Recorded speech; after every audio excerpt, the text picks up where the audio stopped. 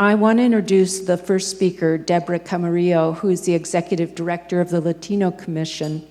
And Debra's worked in the field of substance abuse and transformational healing for over 30 years, motivated both by her own personal experience of addiction and incarceration, and she's now a certified addictions treatment counselor, has a master's degree in theology with an emphasis on Latino leadership.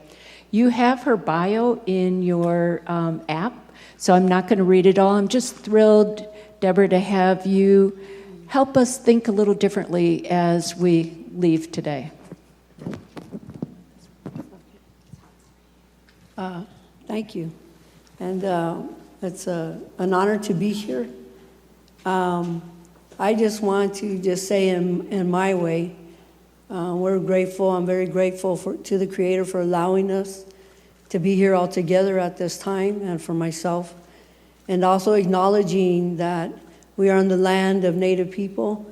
And so we want to acknowledge that and also thank them for the challenges that they have met in order for us to be here today.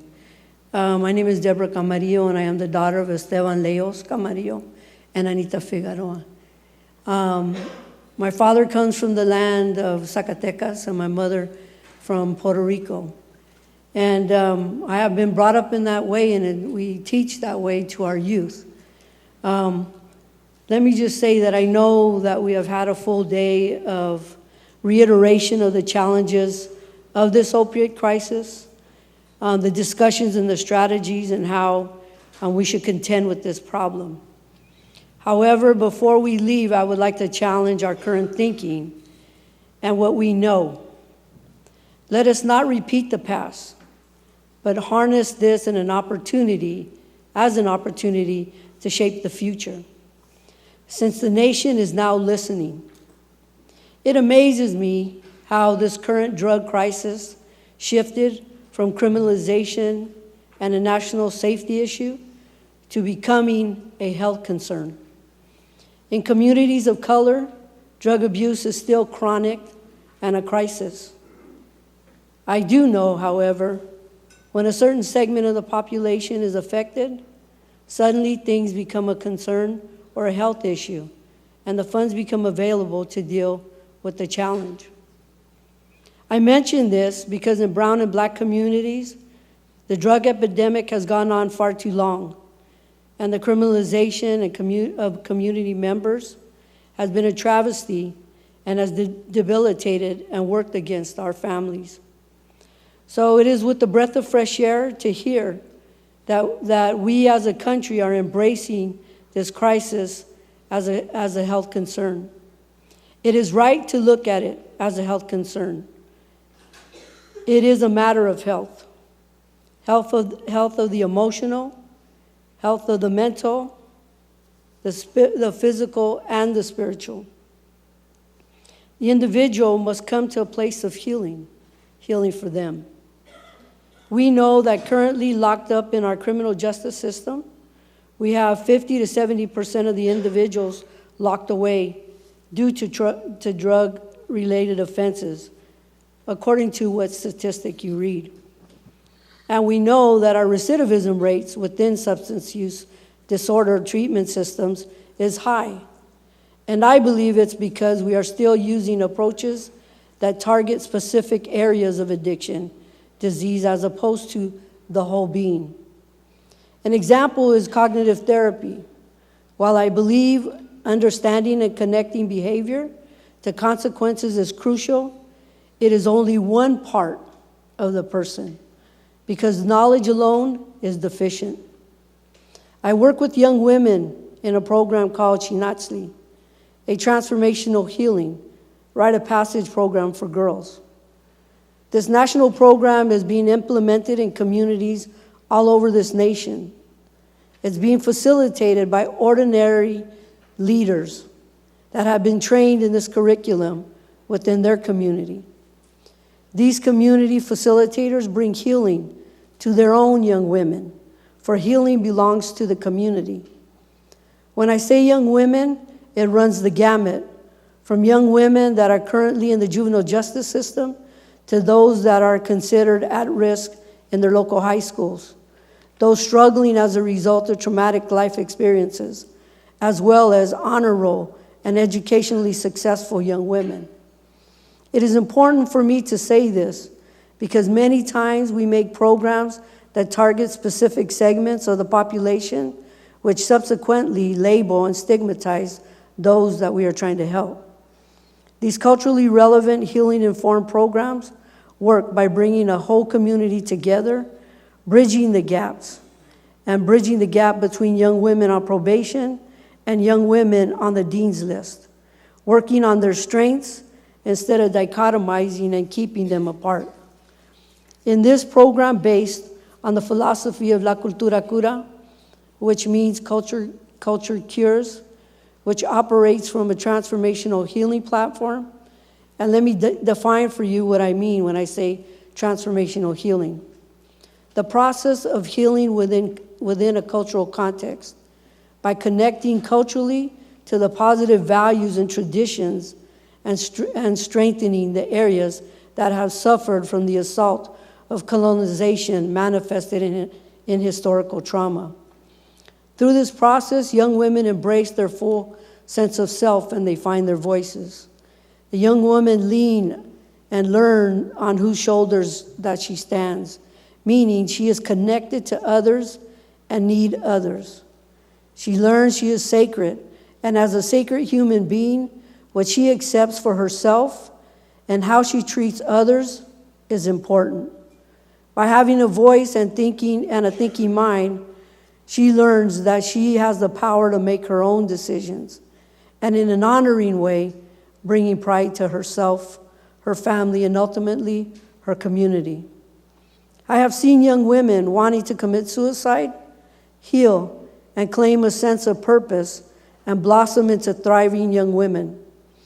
I have seen what we would consider gang enemies sit and cry and laugh together, because at the end of the day, we all need each other and we want each other.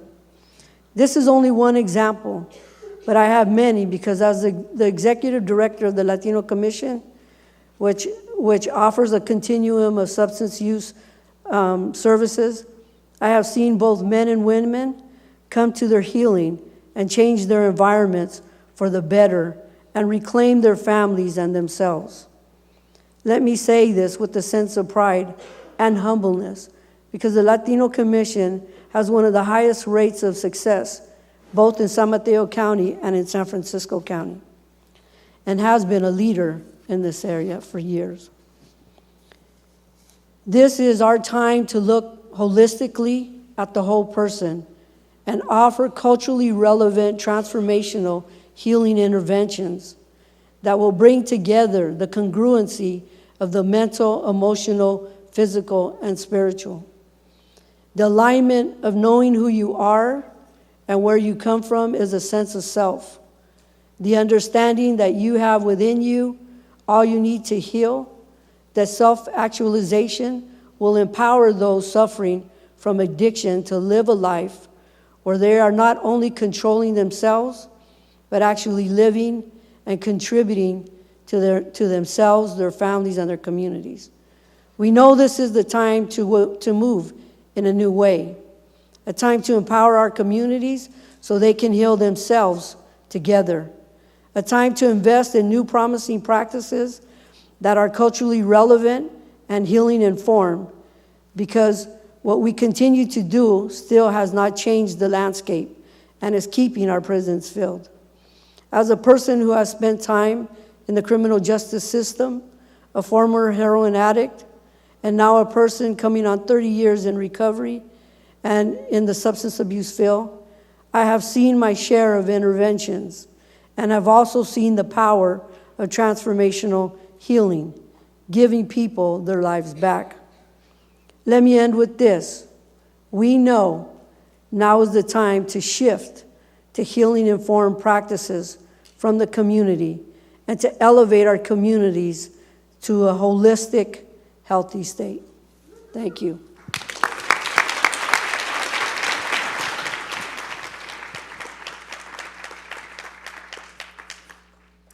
Thank you so much, Debra. Next, we've asked Joshua Sharfstein, who's the professor of practice in health policy and management at Johns Hopkins Bloomberg School of Public Health. I just want to say, Mary, I appreciate, first of all, I thought that was just tremendous. Thank you so much for your comments. I really appreciate it. I also appreciated, Mary, how you lowered expectations for this panel at the beginning by saying, this is the hardest panel, but we'll give it a try. I appreciate that, because sometimes people aim high when they say they start. I will also say that, my wife and I wrote the book that some of you purchased. She did say, you better do a good job or people will want their money back.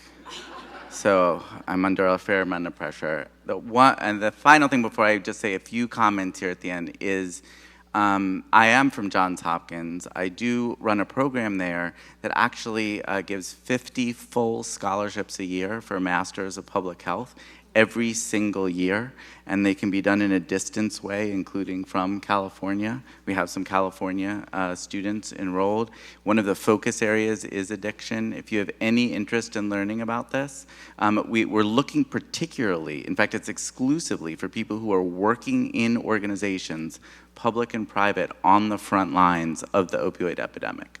So this is the prime, prime audience here. So if you or someone you know from your organization, it is a full scholarship plus $10,000 for travel and other things, and you have an obligation to keep working at your organization for 1 year after it's over. Our goal is to work with organizations and to put public health skills right on the front lines. It's americanhealth.jhu.edu, and you can read all about that, americanhealth.jhu.edu.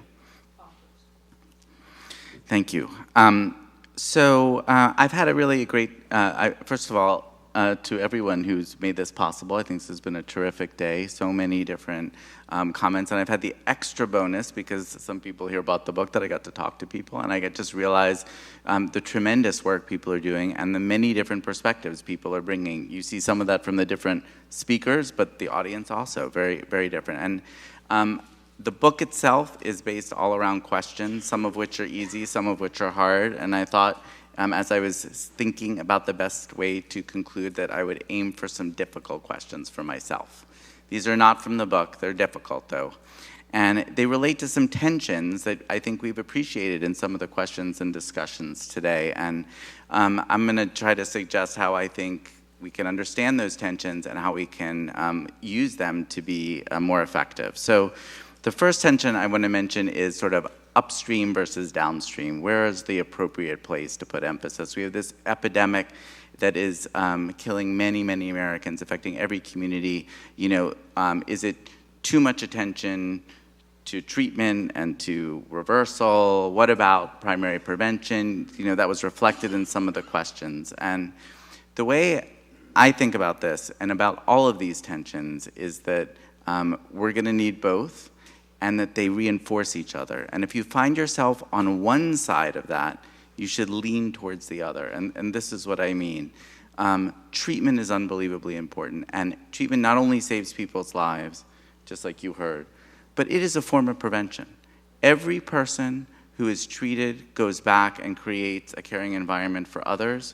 If you do not treat people, then they can, destabilize others. So treatment is extraordinarily important and important for prevention, and it also works.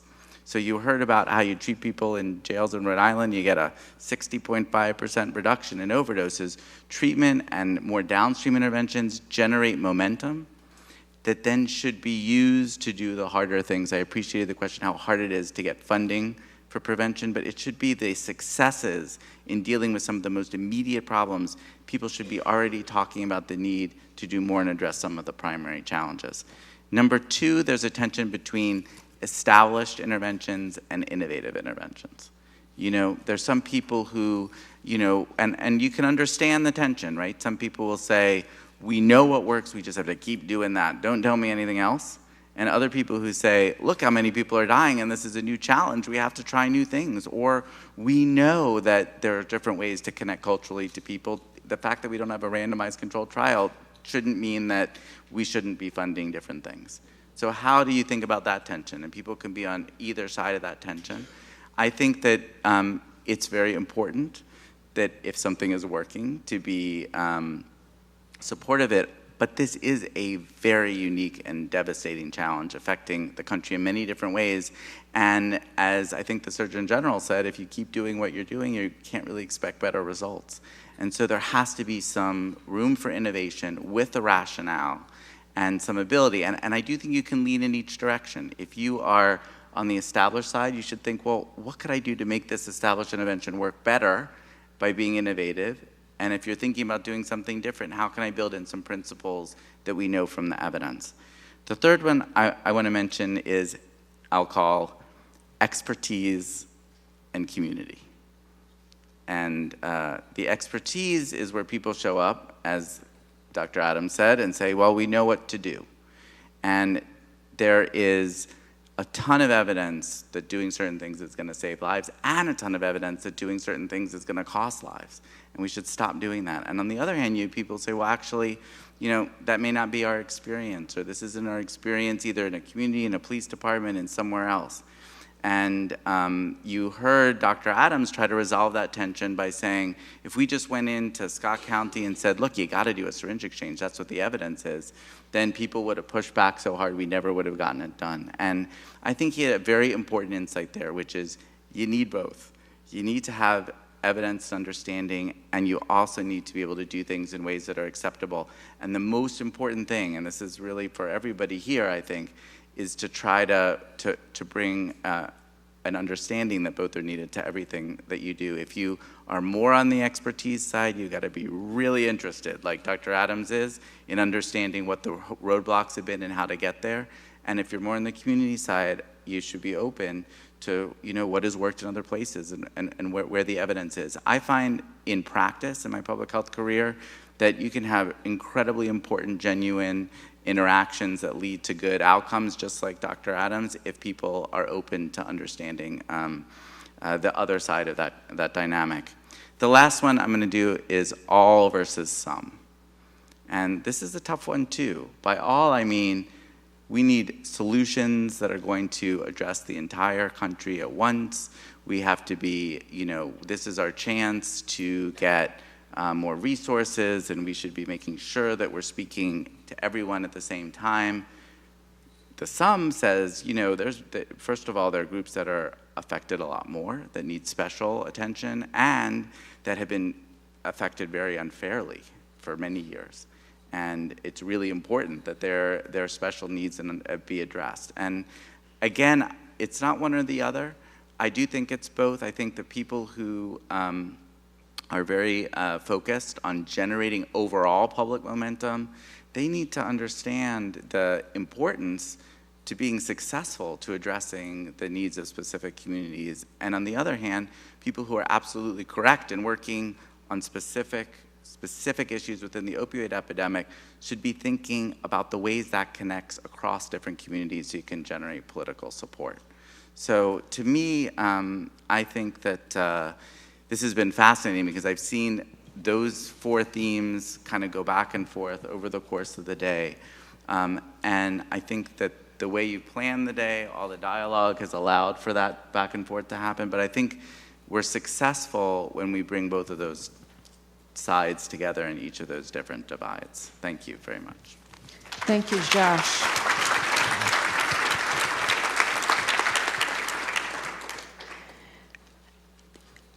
I'm going to only make a few comments, but I want to go back and thank both of you because I think you've done a really great job in kind of bringing the juxtaposition of positions and approaches, heart and mind and body together in this conversation. And Debra, thank you so much for bringing a very personal experience that you've now been able to take to transform other people's lives. I think that's an incredible gift that you're bringing to this whole field right now, and you give us a lot to think about.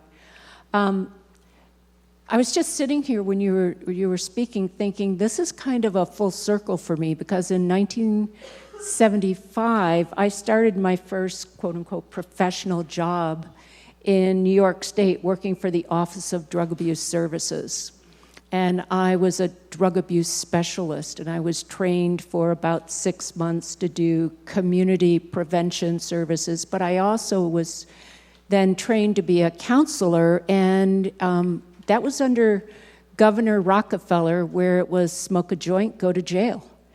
And we had a lot of people who were primarily people of color who were in jail for relatively minor drug offenses. And there was also a huge opioid heroin epidemic that was going on in our community. And I felt so woefully inadequate to do my job. After I worked there a couple of years, I said, I have to go back to school, and I have to get some other skills, and this is a revolving door, and there's got to be a better way. So I went back to public health school and came out to Berkeley to get my degree, thinking I'm going to get out of being kind of tracked after 4 years of a drug abuse specialist. And so here I am, not claiming to be a drug abuse specialist, but it just reminds me that we still have so far to go. We're just beginning to scratch the surface, even in our conversations today, which were rich. Not denigrating at all the conversation, but we should think of this as the beginning of a series of conversations that we have to have across these different sectors.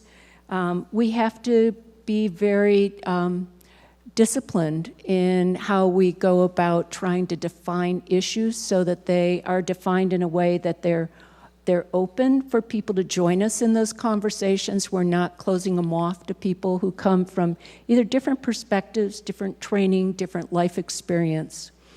There are a couple of things that I heard today about how we're knowing more about the brain science so that we're able to think differently. But there's also a whole lot that we don't know. So we're still in the state of discovery in a lot of this work that we're doing.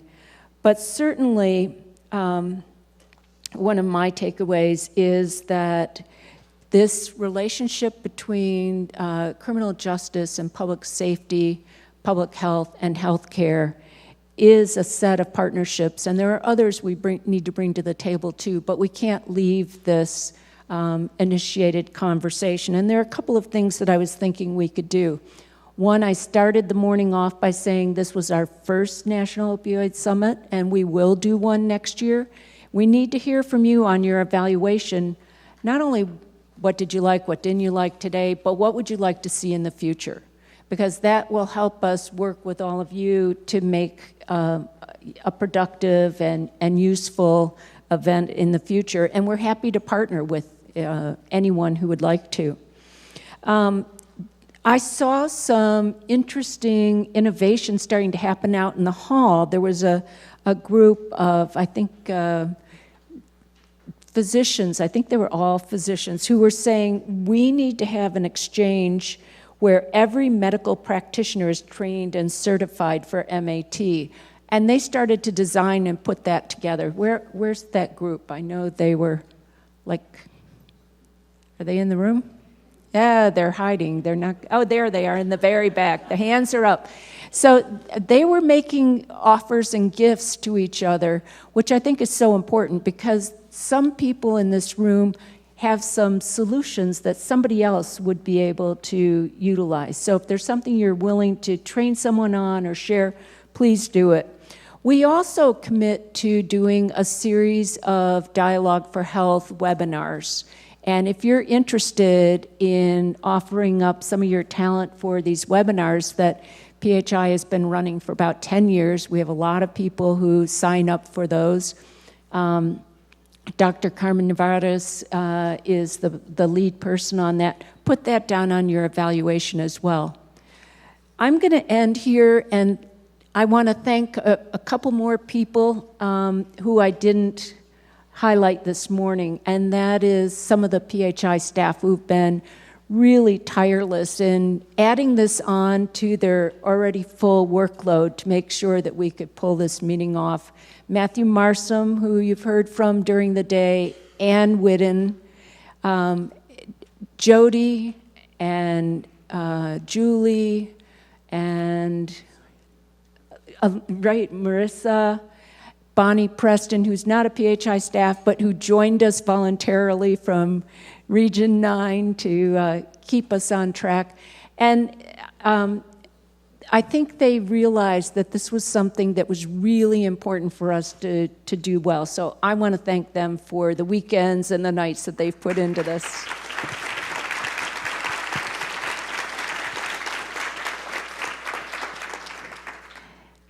And finally, if there's anything that we can walk away from here with today, I think it's the fact that the level of respect and caring, I started this morning saying we're all caregivers.